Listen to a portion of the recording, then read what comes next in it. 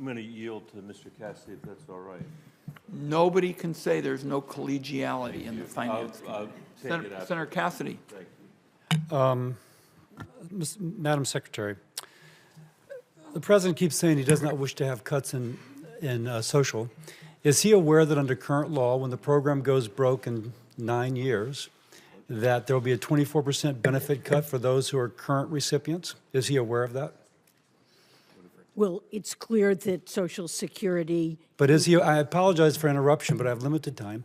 Is the President aware that when social goes broke in 9 years, under current law, there's a 24% cut in benefits for people who are currently receiving? if we don't do anything about it, I think that's about right.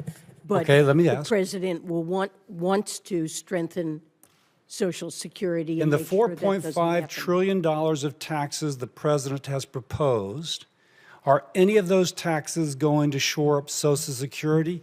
I actually know that answer.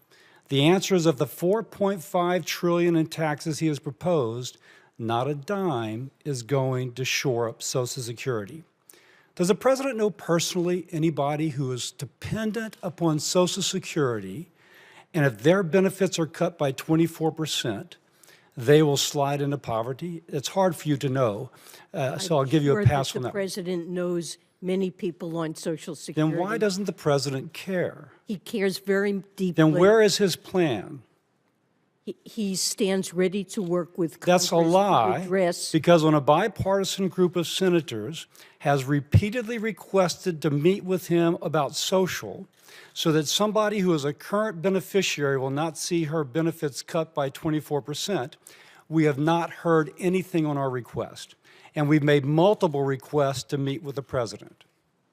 Now, you can't comment on that, I realize that, but that is a fact. And if you've been told to say he stands ready to meet, I will tell you there's absolutely no evidence, because we have not gotten our meeting. Well, I believe the president does stand ready to work Well, with again, Congress empirically, that is not to address true. this issue. Now, the President in the past has proposed increasing taxes on those making over $400,000 to pay for it. Although he's not made that formally, he has said that in the past. Now, he's also proposed to tax them more to pay for Medicare, and also to close the debt and deficit. So what would the rates have to be on that 2% of Americans who earn over $400K in order to do Medicare, the debt and deficit, and also to address our 75-year shortfall in Social Security?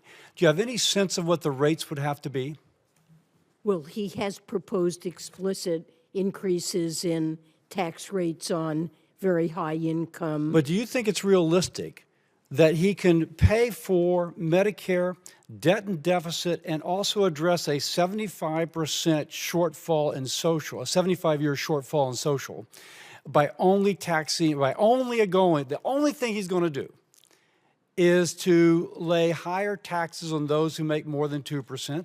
I'm sure there's a projection of how much those rates would have to be. Can you tell us what those rates would have to be to do everything he is saying? I can't tell you that, but I do know that he's put on the table many proposals that would raise very substantial revenues. But of that and- $4.5 trillion, not a dime is going to social. And if you cannot tell me, I presume that they've not actually modeled what those rates would have to be, which tells me that he's actually not been developing his plan. Now, this is incredibly worrisome from a president who should be sympathetic with someone who, under current law, is going to get a 24% cut The in her president benefits.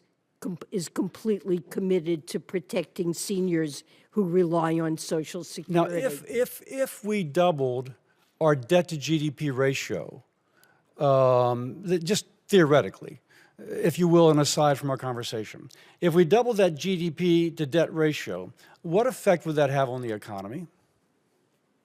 So right now, and in the president's budget proposal, Now, I asked you just the theoretical, independently of the budget proposal. if we were to double the debt to GDP ratio, Yes. I don't see why we would need. But to if we double- did, just you're an economist, if we did, what would be the effect upon the economy? Well, it would tend to raise net interest costs. Would it be a negative effect on the economy? Of course it would be. Of course, yes. Yeah, of course it would be. We've actually modeled this. For the president to do nothing, let's assume that we cast aside current law and we just double the national debt, and that's what it would do.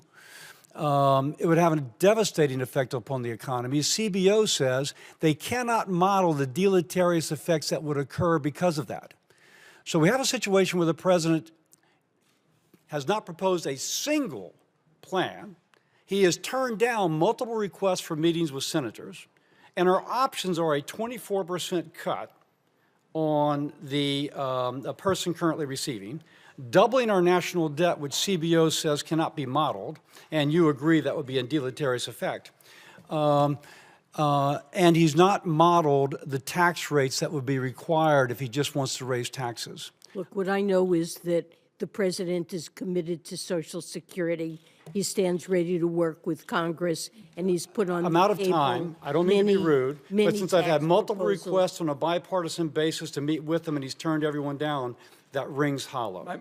My colleague's out of time, and I would just caution colleagues, we got plenty of differences around here, but accusing witnesses of lying is over the line. I accept that, and I did not mean that for the Madam Secretary, who is merely saying that which she's been told.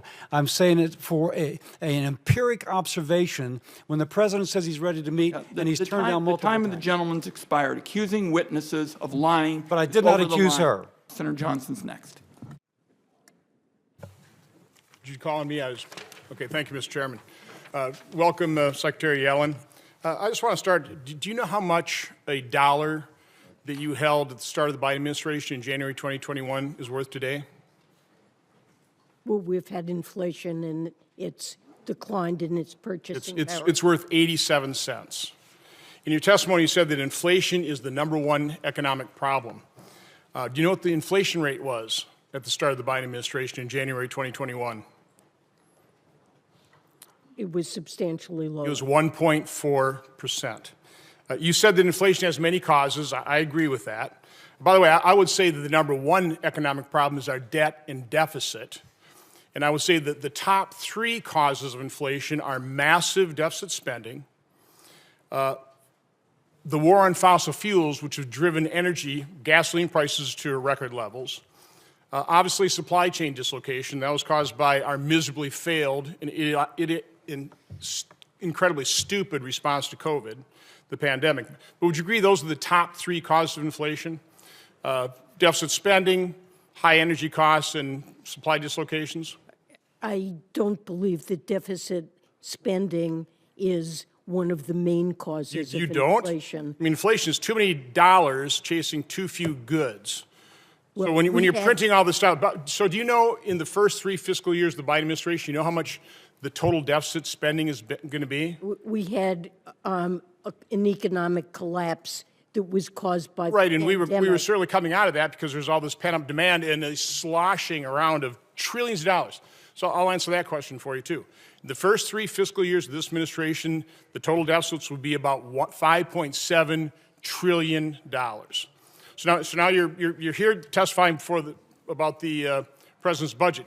How much are the total deficits over that 10-year period according to the president's budget? You don't know that off the top of your head? Here, I'm running out. It's $17 trillion, okay? Yeah, that's, You're going to drive the debt from somewhere around $32 trillion up to about $50 trillion, correct? yes, but what I believe is the single most important metric for judging the fiscal stance of the country is real net interest as a share of GDP. Okay. We have So are you a concerned large when you're taking the GDP. debt from $32 to $50 trillion, are you concerned who's going to buy that debt? And also at what rate they'll expect to be compensated for buying riskier and riskier debt? Are you concerned about that? Well, if the real net interest cost of the debt remains low relative to GDP and we're on a sustainable fiscal. Well, we're not on a Well, sustainable path. I would disagree Senator with that. Senator Cassidy was talking about the president's demagoguery on Social Security, unwillingness to meet to try and save Social Security. If we do nothing, and the Social Security Trust Fund runs out 2023 to 2025, about the end of the budget period, are you concerned about, are we going to have the financial wherewithal to plus up benefits to honor those promises? I mean, you think we're going to, with $50 trillion in debt, you know, a debt exceeding our GDP, aren't you concerned about our inability to honor those promises? The interest cost on the debt as a share of our economy remains quite low throughout the 10-year horizon of the president's budget. It remains around 1%. Secretary, and you're also the one who said that very manageable. You also said that inflation was transitory, and it certainly isn't. And I think Chairman Powell certainly now agrees the fact that, no, we've got something going on here that's going to take a very long while, unfortunately, to wring out of our system. Not only you, but OMB Director Young and members of the other side keep talking about that you're cutting deficits. The deficit in 2021 obviously was high because of the pandemic, but in 2022 is about 1.4 trillion. 2023, we think it's going to be about 1.6 trillion. 2024, you're projecting 1.85 trillion, and again, growing debt by another 7. It never drops below 1.5 trillion dollars. How can you claim that you're cutting deficits?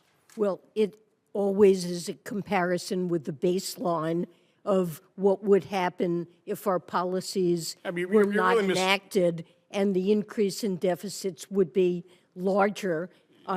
There's net deficit reduction over 10 years. Saying you're cutting the deficit is just misleading the American public. Let me ask you one final question, because we always hear on the other side, same thing from OMB Director Young yesterday, that we want to make the rich pay their fair share. So, I mean, the fact is, and this is the latest figures we have from the Treasury, 2020, the top 1% made about 22% of income, but they paid 42.3% of the income tax. Now, I'm going to ask you the metric.